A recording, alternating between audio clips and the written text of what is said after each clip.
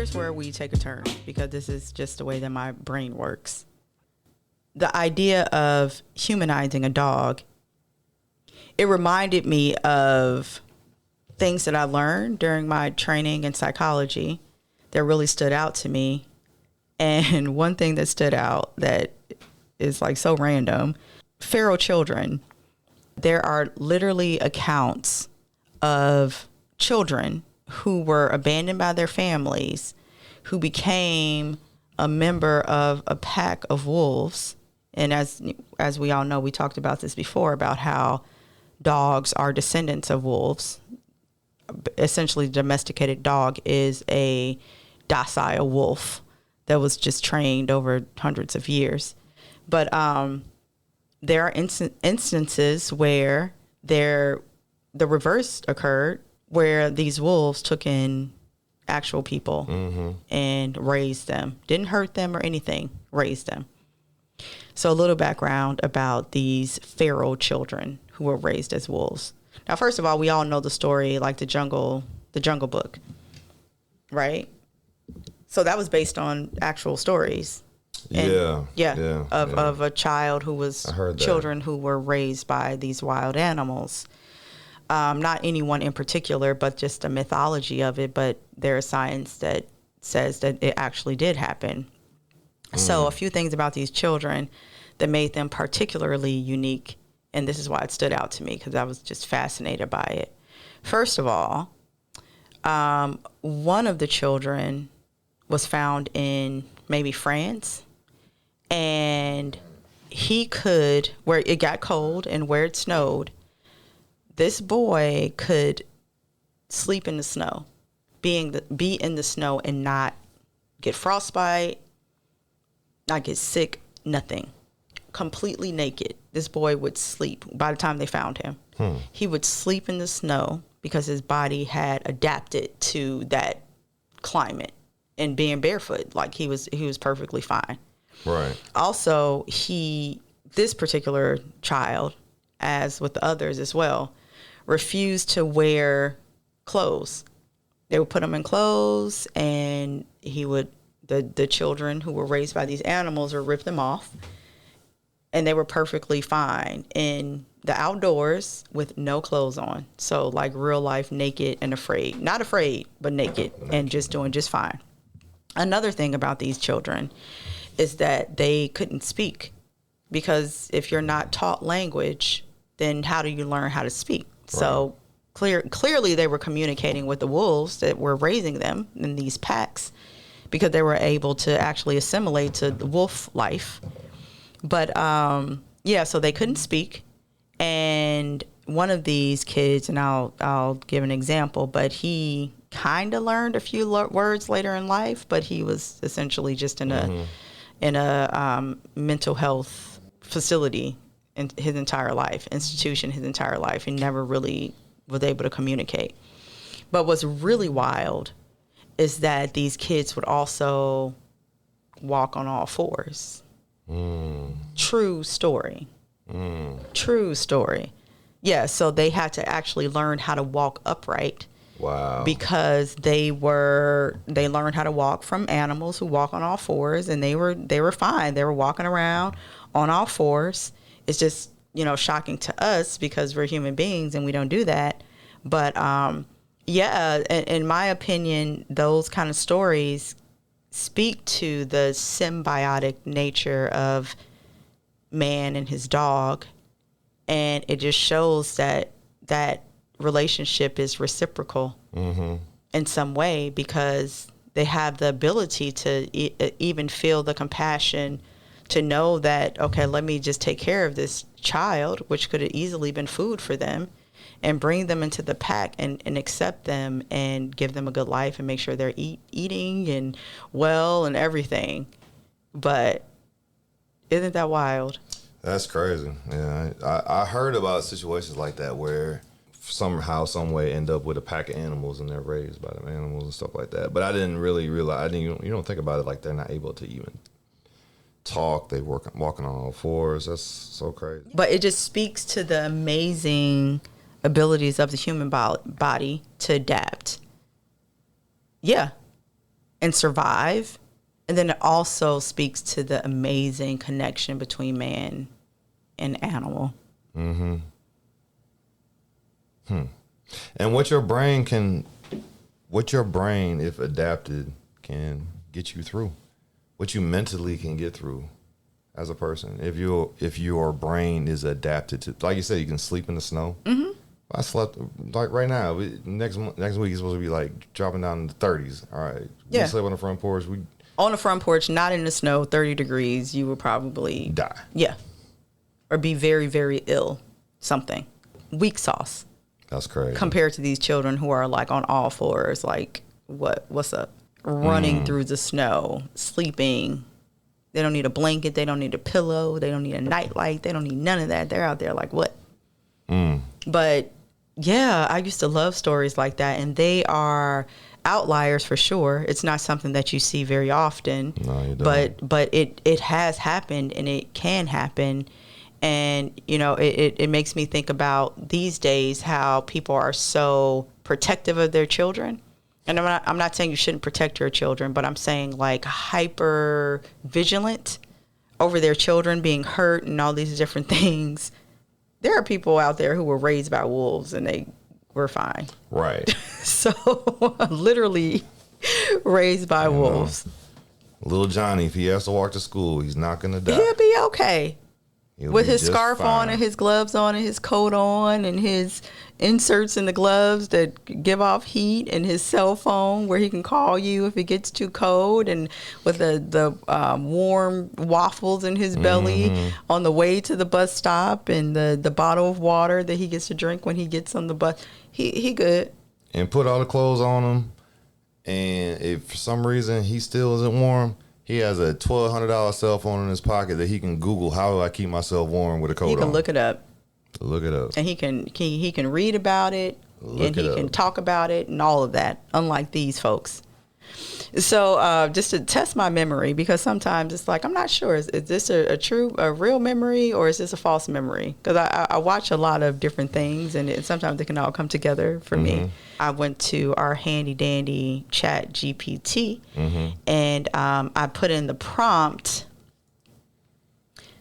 create a short excerpt of scholarly articles about children raised by wolves in the voice of a National Geographic article. So I'm like, give me some examples of these children. And then I actually, that was the first prompt, and it kind of gave me something that was vague. And I said, include examples of children who were thought to be raised by wolves in order to improve that input and make it better. So this is the article, and y'all know how much I like to read to you.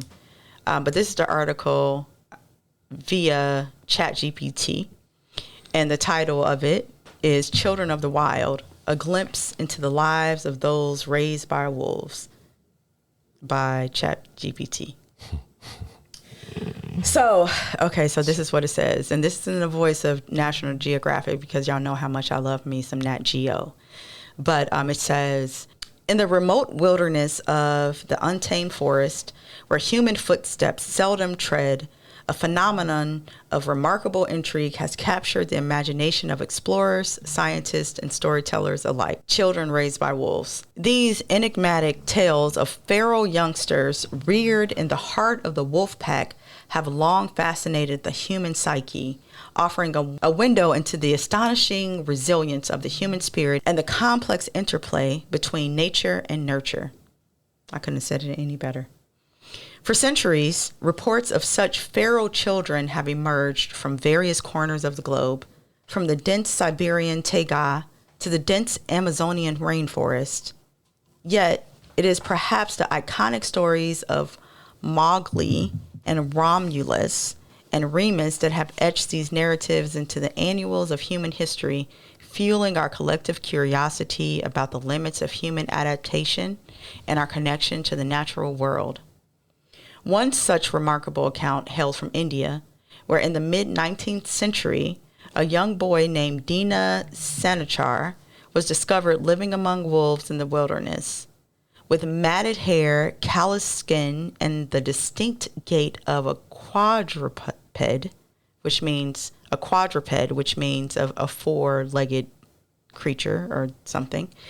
Dina had spent several years with his lupine companions before being brought back into human society. His story offered a glimpse into the profound impact of the wolf pack's teachings on a young, impressionable mind. In the heart of Sierra Morena mountains in Spain, in the early 20th century, the legend of Marcos Rodriguez Pantoja, a boy abandoned by his family and raised by wolves, captivated the world.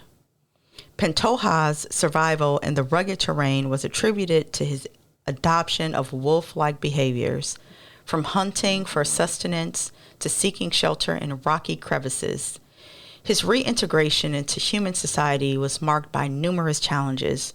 These stories, though rare and exceptional, underscore the incredible adaptability of the human species when faced with the most extreme circumstances. Recent studies have delved into these questions, shedding light on the remarkable abilities of these wolf children to mimic the behaviors and vocalizations of their lupine companions. Through keen observation, they acquire the essential skills for survival in the wilderness, such as hunting, foraging, and shelter building. In the absence of human nurturing, these children form deep bonds with their adopted wolf families, offering a testament to the universal human longing for connection and belonging.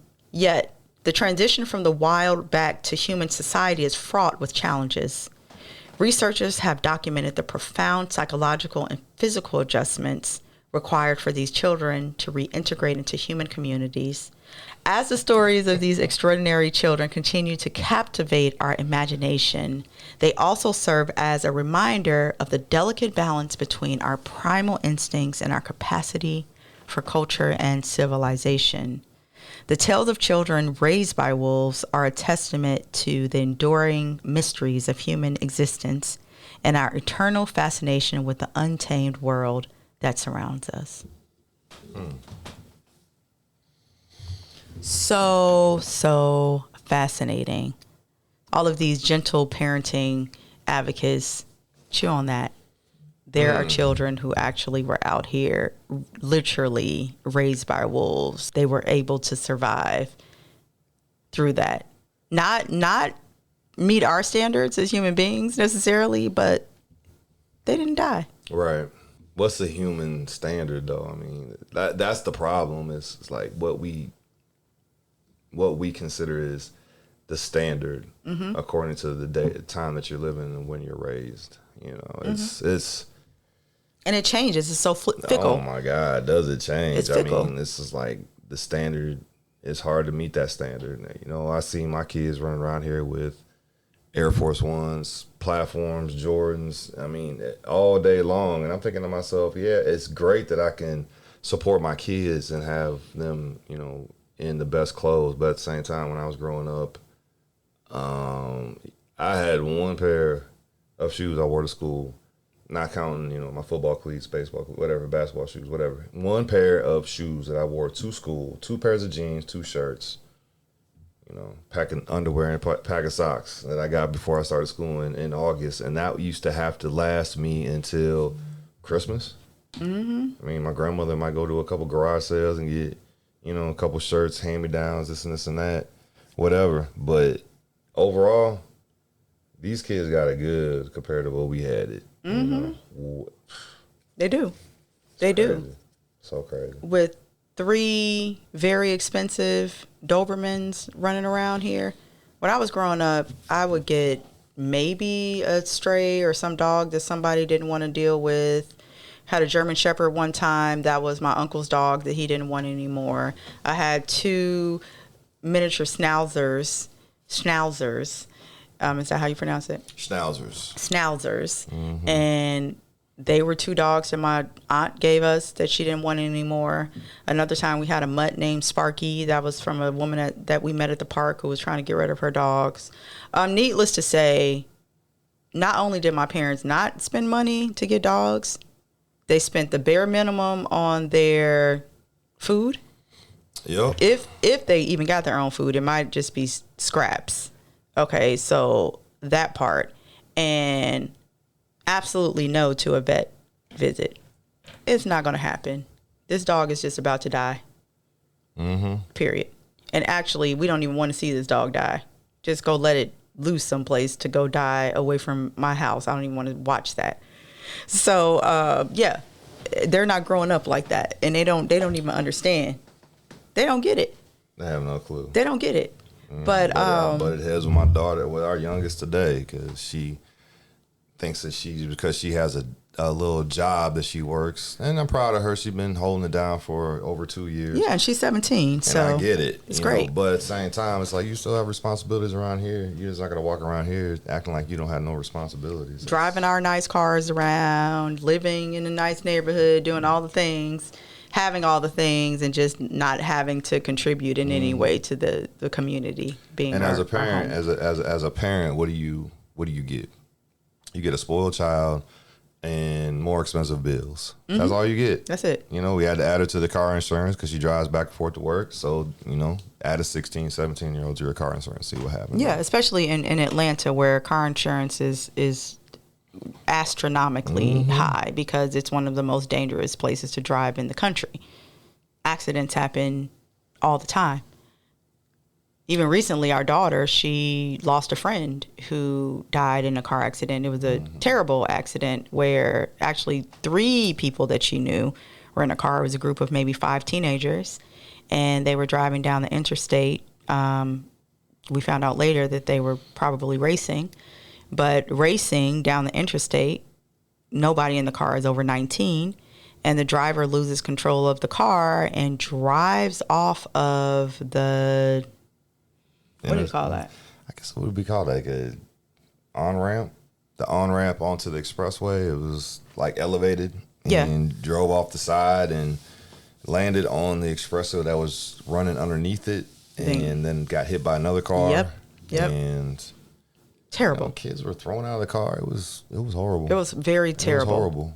And even with that knowledge, just driving around, speeding around.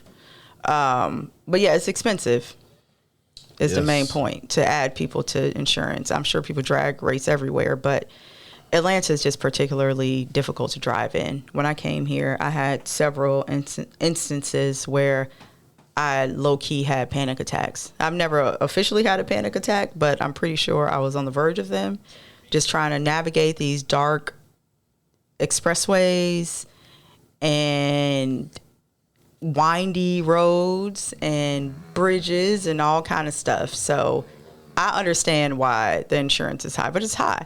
And we spend a lot of money on just day to day, and there's no appreciation from these kids who are completely spoiled. They don't even realize that we could have just let them loose in a park someplace and let them be raised by like a pack of wolves.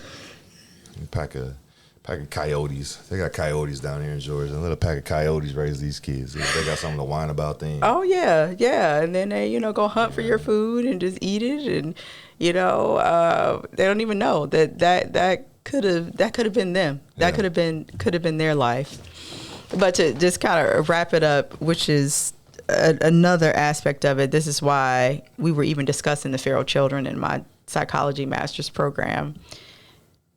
They eventually tried to, when they would find these children, of course, they would try to integrate them back into society. Like, okay, well, you're feral and you act like an animal. We shouldn't, that's not the way you should be. Let's take you and socialize you and make you more like a human. And with these children, they would take them into these psychiatric facilities and try to fix them. And all of them were damaged beyond repair. They never had a full life and probably were never fully happy. And yeah, it was like the end of their stories. They may have been better off left with the wolves. I wonder what happened to them. Like, what are they at today? Because it's like, who are we? It's not, I guess it's not natural to have a child be out running with a pack of wolves in the woods. And right. What do? You can't just be like, okay, go back into the woods, kid. Right. At the same time, though, it's just like, who are we to say what is a healthy way of living they may have adapted this person and they're miserable from that day forward. Yeah. But now we're much more entering happier running around naked with the wolves. Exactly. And that's where philosophy comes in. It's like we're kind of entering into that realm. It's just what is right, what is wrong, what is purpose, what is, the meaning of life. Having an existential crisis when you think about things like that, Yeah. But let's see what this person ended up. Okay, so I found this article by Express. That's the name of the online publication.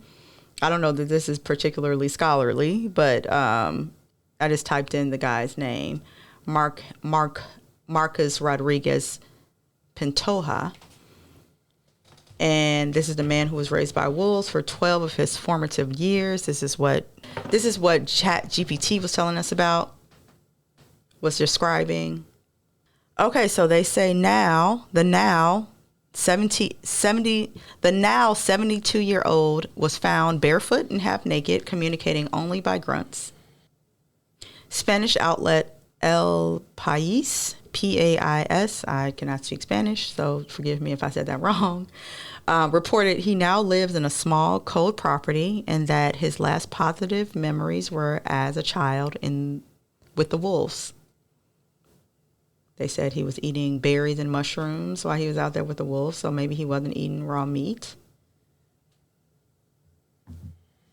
So, okay, this isn't giving me what I need. I'm going to look up what happened to this guy, just explicitly. Let me ask Chat. Let's see what Chat says.